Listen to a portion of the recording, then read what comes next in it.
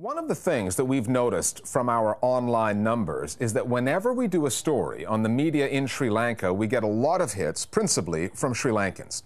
There's an appetite for information on the island because over the past few years, freedom of the press has been under attack by the government there. One newspaper in particular has been in the governmental crosshairs, the Sunday Leader. Back in 2009, its editor was threatened with death over his journalism, then shot and killed. And his successor, having been threatened herself, has recently fled the country. We'll be speaking with Frederica Jansz in a minute, but first, a bit more background on the state of play in the Sri Lankan media.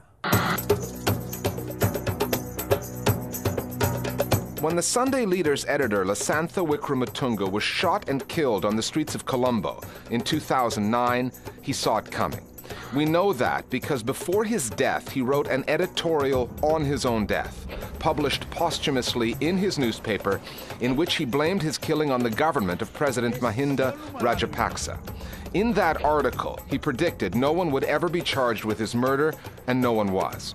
Wickrematunge's successor, Frederica Jansz, had her own run-ins with the government, including an extraordinary clash with the president's brother, Sri Lanka's defense minister. Jansz says the minister threatened her over the phone and said there were a lot of people in Sri Lanka who wanted to see her killed.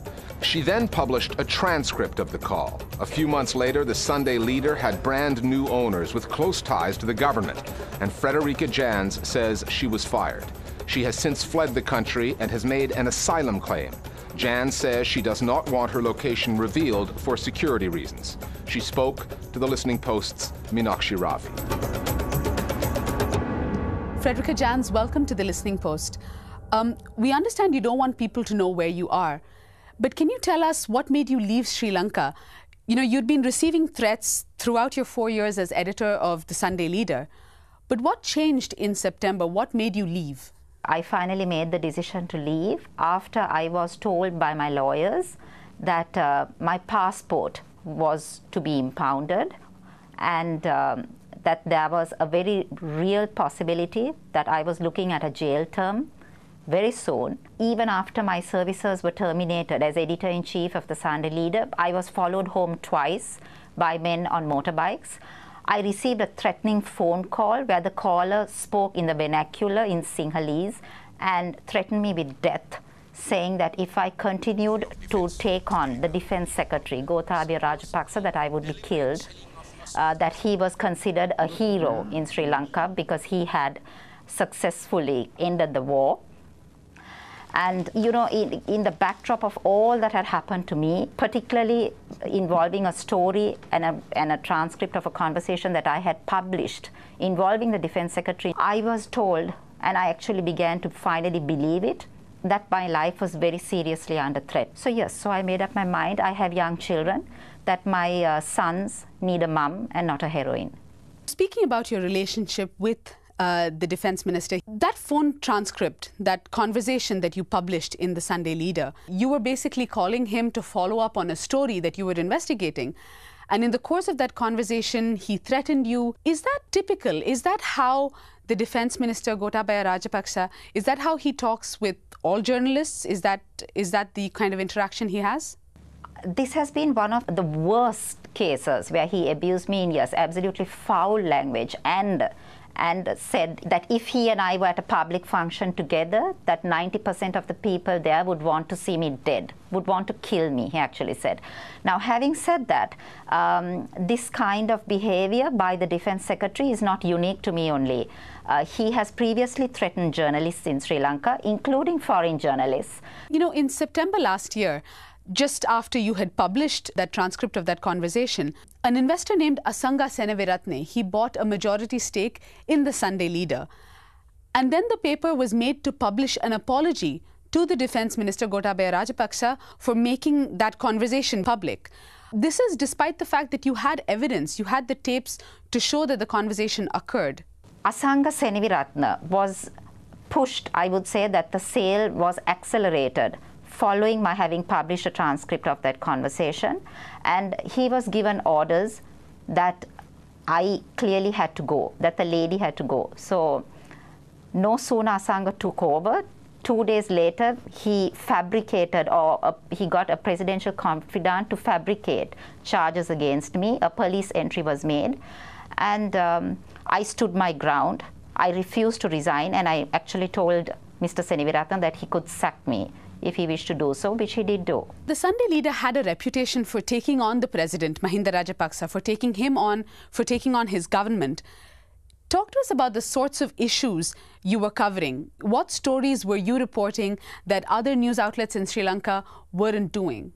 Well, for example, post-war, one story that comes to mind immediately is a story I carried on the front page in 2011, where I said that a foreign government, namely China, had given a grant to the president as much as $9 million US. It is the first time ever, I think, in the whole history of Sri Lanka that a foreign government has given a head of state such huge sums of money to be used at their discretion. And we ran this story. We had proof. The president went absolutely berserk. He called the chairman of the Sunday leader, Lasantha Wickrematunge. He screamed at him and threatened him too. 2 days later, posters were printed, calling the Sunday leader and its journalists traitors, and these posters came up all over outside the office. So yes, so that is one instance. But as a result, we paid a price. We always have. The civil war in Sri Lanka lasted 25 years. And especially during the last couple of years, that final push towards the end, journalists, the media came under a lot of pressure. For example, journalists were not allowed to go into the war zone. They were monitored. Many of them were kicked out. Was that a turning point for Sri Lankan media? Or, would you describe this as a more slow and steady slide in the government's tolerance towards reporting that it does not like? It was definitely a slow and steady slide. Since the end of the war in May 2009, there has been a very definite takeover or state control of all media outlets, and that includes independently or privately owned media. The Sunday leader actually is a classic example of what happened. Similarly, the government continued its attack on journalists post-war. One case that comes to mind is the news editor of the Jaffna-based Udayan Tamil newspaper, where its news editor, Mr. Kuhanathan, was brutally attacked in 2011. Men with iron rods attacked him and he almost died. In 2010, another journalist, Prageet Eknaligoda, went missing. He is yet to be found. So the level of intimidation, the harassment has continued. They have continued to call journalists traitors. Lawyers appearing for me and the Sunday leader were termed or called terrorists and traitors. I mean, you have the chairman of the Sri Lanka Broadcasting Corporation who goes on air every morning. He has a show that he speaks on.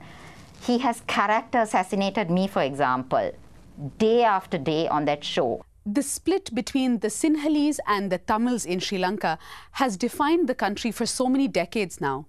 Is that divide reflected in the media landscape? For example, in the post-war Sri Lanka, how have Tamil media outlets, how have Tamil journalists fared? They have fared very badly. There is the well-publicized case of J.S. Tissanayagam, Tissa as he was affectionately known. Tissa was arrested by members of the Terrorism Investigation Division, the TID in Sri Lanka in 2008. He was sentenced to 20 years rigorous imprisonment in 2009 for having just published 2 editorials in a quarterly magazine that he published which focused on issues in the North and East and human rights issues. Tissa was subsequently granted a presidential pardon 2 years into serving his sentence, only because of intense international pressure that was brought on the government.